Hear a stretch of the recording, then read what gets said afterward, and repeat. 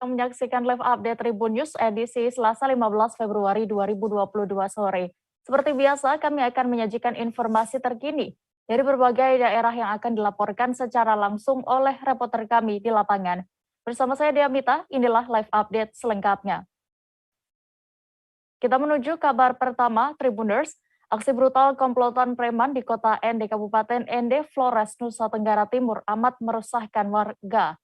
Salah satu yang menjadi korban aksi komplotan preman ini, yakni Rizal, seorang anggota Satuan Polisi Pamong Praja, Kabupaten Ende. Tidak hanya melakukan penganiayaan, komplotan preman tersebut juga merusak motor korban. Informasi lengkapnya akan disampaikan oleh Oris Goti, jurnalis Tribun Flores yang kini sudah bergabung bersama kami. Halo rekan Oris, bagaimana bisa Anda informasikan terkait kondisi terkini dari anggota Satpol PP yang mengalami penganiayaan tersebut dan juga bagaimana kronologinya? Ya, Dia. Informasi terkini mengenai kondisi terkini dari korban, saya peroleh dari Kasat Satpol PP Kabupaten Ende, Yaman Taji. Nah, dia menerangkan bahwa korban memang sempat dirawat intensif di Rumah Sakit Umum Daerah Kabupaten Ende. Pada luka bacokan itu dijahit sebanyak 18 kali. Saat ini memang korban sudah keluar dari rumah sakit, namun belum beraktivitas seperti biasa atau belum bisa masuk kerja karena korban tengah perlu dirawat lebih baik lagi sehingga bisa sembuh dengan betul supaya bisa bekerja kembali. Sekian dia. Ya, lalu untuk kronologi penganiayaan yang dialami Rizal ini bagaimana? Ya, dia. Pada malam kejadian, yakni pada tanggal 3 Februari 2022 dini hari.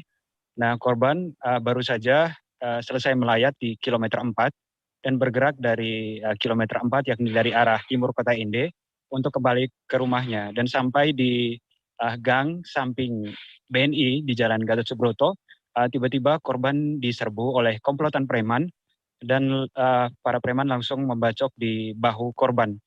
Nah, saat itu juga para komplotan preman ini merusak motor milik korban. Beruntung ada sejumlah rekan-rekan korban yang menyusul dari arah timur kota Ende juga langsung membantu korban dan saat itu juga korban dilarikan ke rumah sakit daerah Kabupaten Ende untuk dirawat intensif. Sekian, Dea. Ya, lalu apa saja yang biasanya aksi yang dilakukan komplotan preman ini hingga meresahkan masyarakat dan juga Oris bagaimana tindakan pihak kepolisian sejauh ini terkait aksi tersebut? Ya, Dea. Berdasarkan pengaduan dan juga laporan dari masyarakat yang diterima oleh Satreskrim Polres Ende bahwa aksi yang dilakukan komplotan preman ini yakni antara lain minum-minum mabuk di jalan, lalu berikut melakukan pemalakan, pembacokan, penganiayaan. Bahkan dalam catatan Satreskrim sendiri, mereka ini sudah beberapa kali melakukan aksi brutal. Lalu salah satu di antara mereka juga pernah terlibat dalam kasus penganiayaan pada 2013 silam dan pernah dipenjara. Dan pihak Satreskrim Polres Ende sendiri pada 8 Februari 2022 sudah melakukan penangkapan kepada komplotan preman itu. Tercatat ada 5 yang ditangkap, termasuk pemimpinnya yakni berinisial SH berumur 35 tahun. Dan saat ini mereka sudah ditahan di Polres Ende dan menurut keterangan AKP Yohanes Suhardi, Kastreskrim Polres Ende, dia menerangkan bahwa saat ini tengah dilakukan tahap penyelidikan dan mereka juga masih memburu beberapa komplotan preman yang belum sempat ditangkap. Sekian, Firda.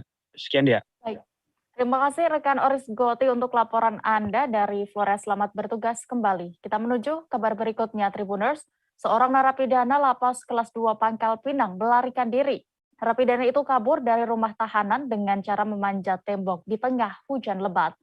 Saat ini kami sudah tersambung dengan Adi Saputra, wartawan Bangka Pos yang akan melaporkan situasi terkini di sana. Halo rekan Adi.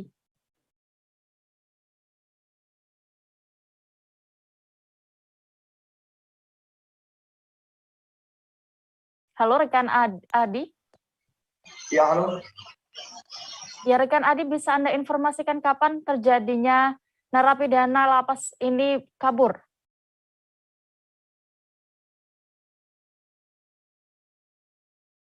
Halo rekan Adi. Halo. Silahkan dengan laporan Anda, rekan Adi. Di narapidana kelas 2 Pangkal Pinang telah melarikan diri atas nama Ruslim bin Hairiri. Narapidana ini kabur pada hari Minggu diperkirakan pukul 16 mulai beraksi melarikan diri, tapi diduga narapidana ini melarikan diri pada pukul 16.45. Tetapi pihak lapas memutuskan bahwa narapidana ini meninggalkan melarikan diri dari lapas pada pukul 18.15. Karena cuaca di daerah tersebut mengalami hujan deras dan angin kencang, jadi di narapidana ini itu ketika melarikan diri tidak kelihatan. Begitu dia. Ya, apa hanya satu narapidana ini yang kabur? Serta sebenarnya narapidana yang kabur ini sedang terjerat kasus apa? Oke, dari keterangan Kalapas, hanya satu narapidana dengan kasus narkoba dengan kurungan penjara 7 tahun. Narapidana ini sudah menjalani hukuman selama 1,5 tahun. Nah, di dalam lapas itu kesehariannya narapidana ini tidak memiliki catatan khusus, tapi memiliki narapidana ini terlihat baik-baik saja dan tidak ada gerak-gerik untuk mencurigakan bagi para petugas lapas gitu ya. Ya, lalu apa tindakan yang dilakukan oleh pihak lapas dengan terjadinya napi yang kabur ini, dan juga bagaimana nanti Adi jika masyarakat menemukan napi tersebut dan kemana harus melaporkan? Ya, setelah ketahuan ada salah satu napi kabur, itu pihak lapas langsung menghubungi konfirmasi dari Satreskrim Polres Bangka dan Polres Pangkal Pinang turun dari Wakapolres Bapak Teguh dan pihak Jatarnas Polda Bangka Belitung. Nah, jika masyarakat atau di luar Bangka atau di Bangka yang menemukan narapidana ini bisa menghubungi langsung nomor kantor lapas atau nomor kalapasnya langsung. Di sini ada tertera nomor kantor lapas 0717 9115 681. Itu nomor kantor lapas yang on 24 jam. Selain itu ada nomor kalapas. Kalapasnya Bapak Sugeng Hardono 0821 7319 1234. Saya ulangi lagi ya. Nomor kalapas 0821 7319 1234. Sekian ya. Baik, terima kasih rekan Adi untuk laporan Anda, dan berikut Tribuners kami tampilkan hasil wawancara jurnalis kami bersama Sugeng Hardono selaku Kepala Lapas Narkotika Kelas 2A Pangkal Pinang. Selengkapnya. Diduga telah melarikan diri satu orang narapidana atas nama Ruslim bin Hariri. Jam 16.45 itu diduga melarikan diri, dan kami putuskan yang bersangkutan melarikan diri itu jam 18.00.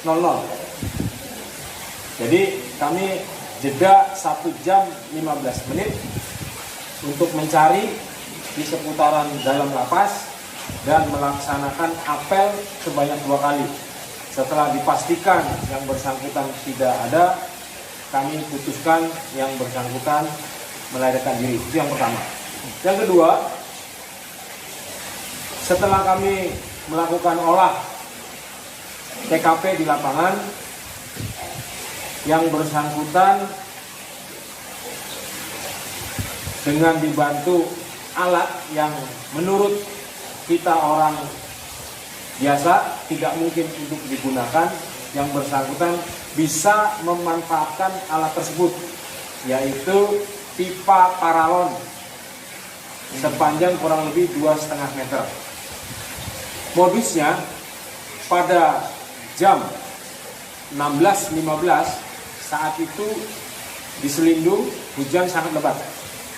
Yang bersangkutan berhasil mengelabui petugas jaga pada blok Tengku Umar, di mana narapidana atas nama Ruslim bin Hariri selama ini kita tempatkan. Warga Danau Lamo, Kecamatan Maru Sebo, Kabupaten Muara Jambi, Provinsi Jambi ditemukan tewas mengenaskan.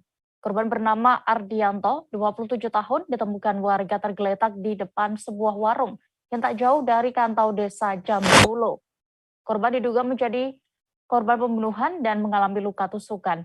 Reporter kami dari Tribun Jambi, ada rekan Muzakir akan melaporkan selengkapnya. Halo rekan Muzakir, bisa Anda informasikan terkait kronologis kejadian ini? Halo, rekan Dea. Halo, rekan Dea, selamat sore. Selamat sore, rekan Muzakir. Bagaimana bisa Anda informasikan terkait kronologis kejadian ini? Baik, rekan Dea, dapat kami laporkan jika Minggu malam Senin kemarin, tepatnya tanggal 14 bulan Februari, warga Danau Lamo, Kecamatan Marosebo, Kabupaten Muaro Jambi, dihebohkan dengan terjadinya perkelahian antara warga warga Danau Lamo dengan seseorang yang sampai saat ini belum diketahui identitasnya. Nah, saat perkelahian, kondisi perkampungan di Jambi Tulo, tempat perkelahian tersebut, tengah sepi, dan setelah melakukan penusukan di perut korban, pelaku langsung melarikan diri. Sementara korban mendapati luka yang menganga di bagian perut, sehingga isi perut, terbuyar keluar. Begitu rekan Dea. Lalu apa sudah diketahui, mungkin ada dugaan motif dari pelaku ini tega menusuk korban hingga akhirnya meninggal dunia, Muzakir? Sampai saat ini pihak kepolisian masih melakukan pengembangan terhadap kasus ini, namun beberapa orang saksi telah dipanggil untuk ini, dan kemungkinan sudah ada titik terang. Dan menurut warga sekitar, perkelahian itu dipicu oleh hutang piutang. Namun hutang piutang apa?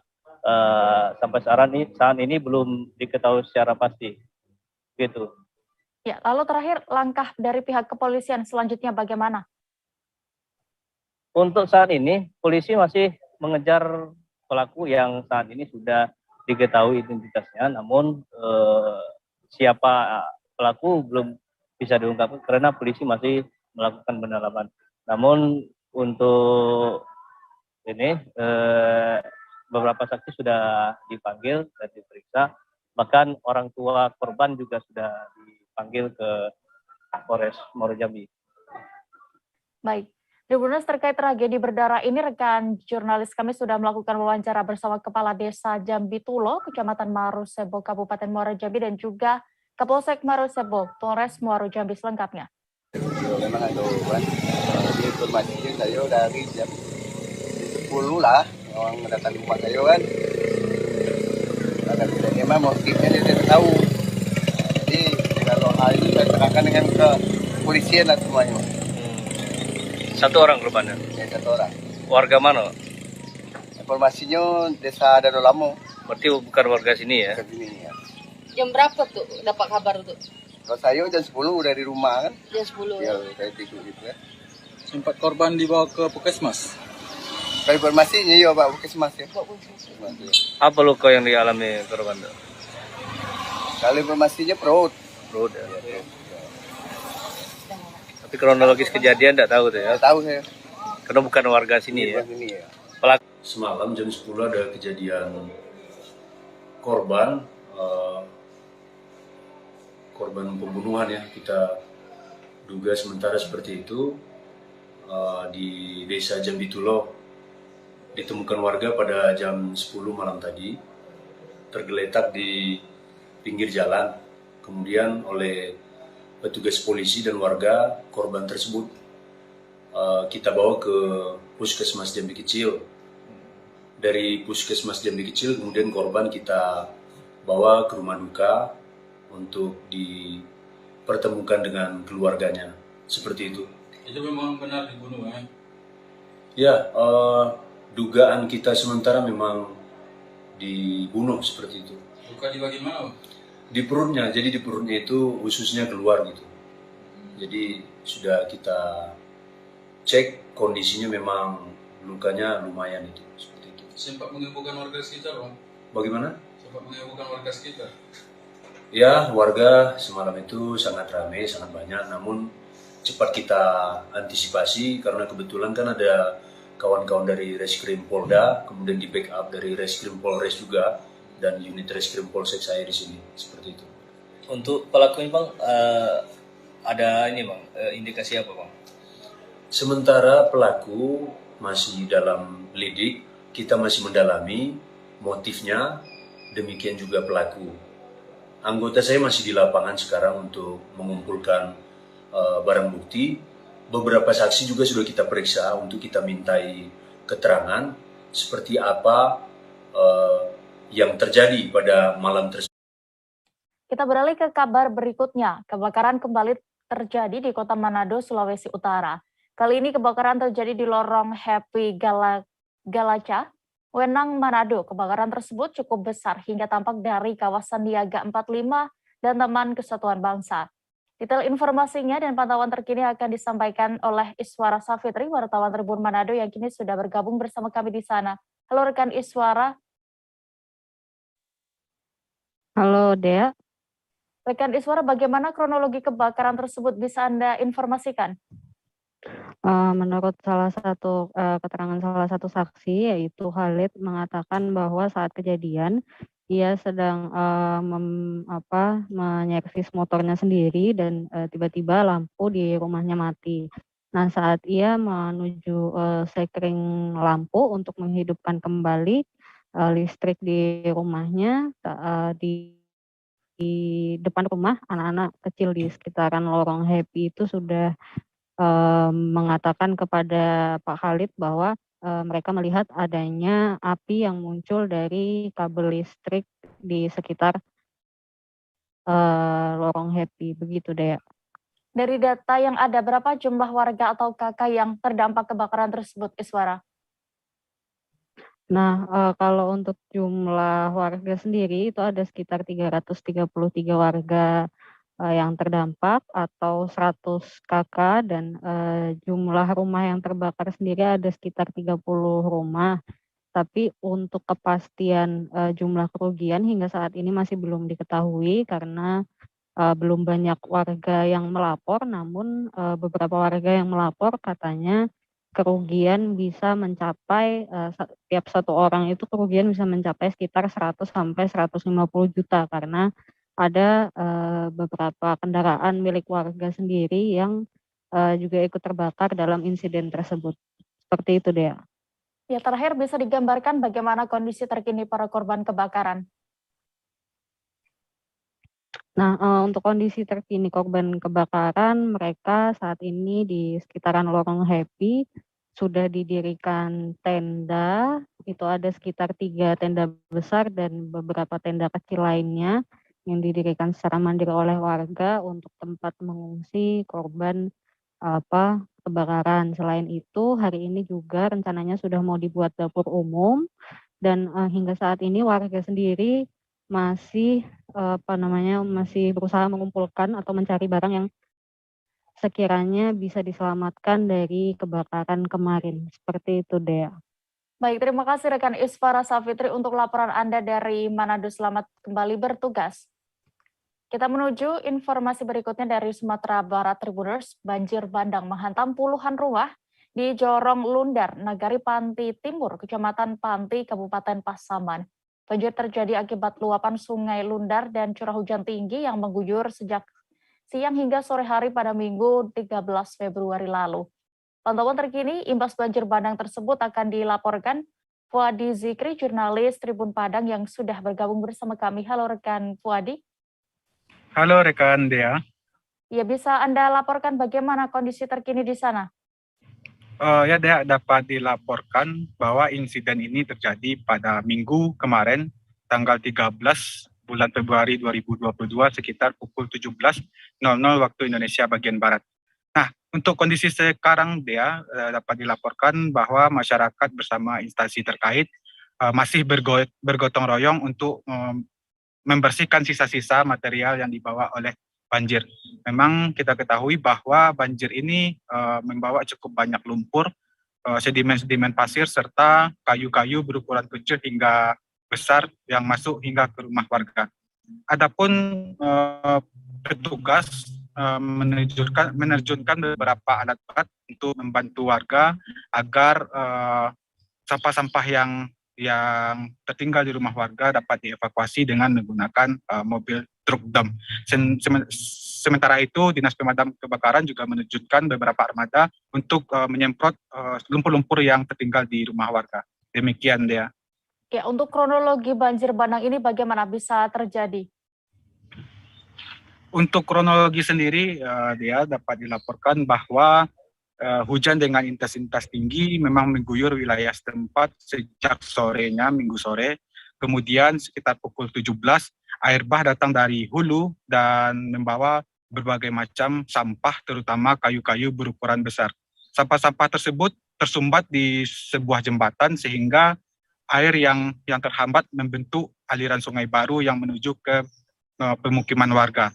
Air yang datang membawa berbagai macam sampah yang ditinggalkan di pemukiman selama 1,5 jam, yang mana air mulai surut sekitar pukul 7:30.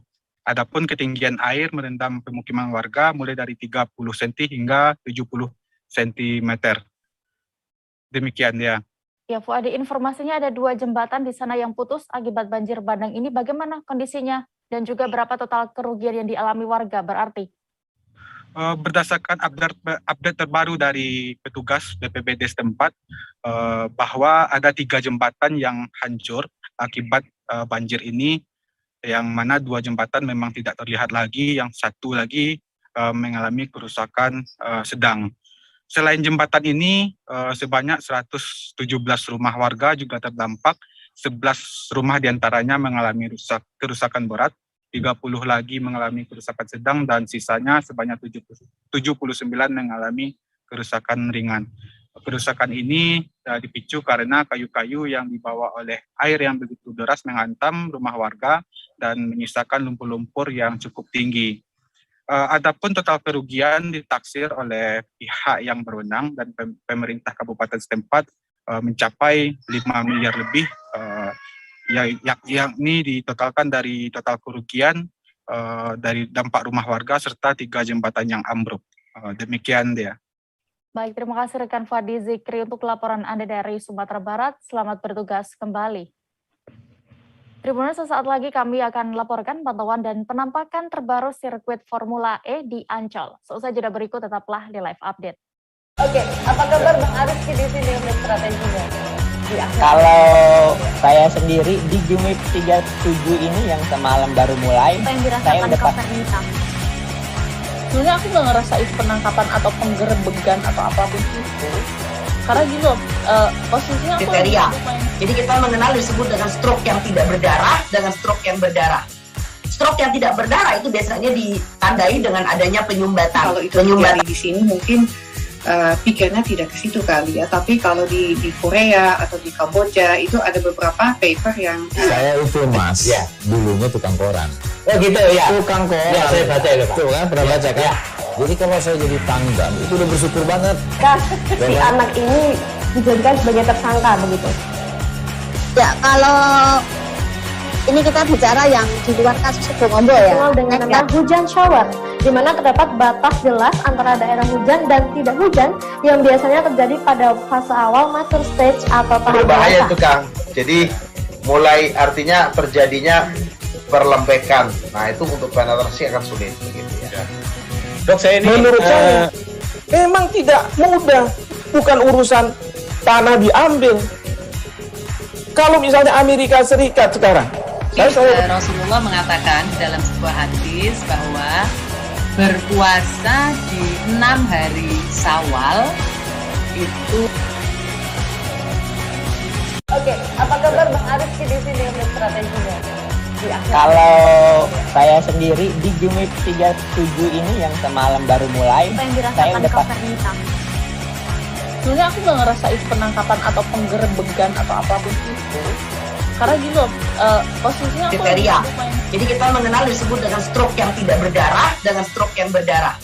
Stroke yang tidak berdarah itu biasanya ditandai dengan adanya penyumbatan. Kalau itu terjadi di sini mungkin pikirnya tidak ke situ kali ya, tapi kalau di Korea atau di Kamboja itu ada beberapa paper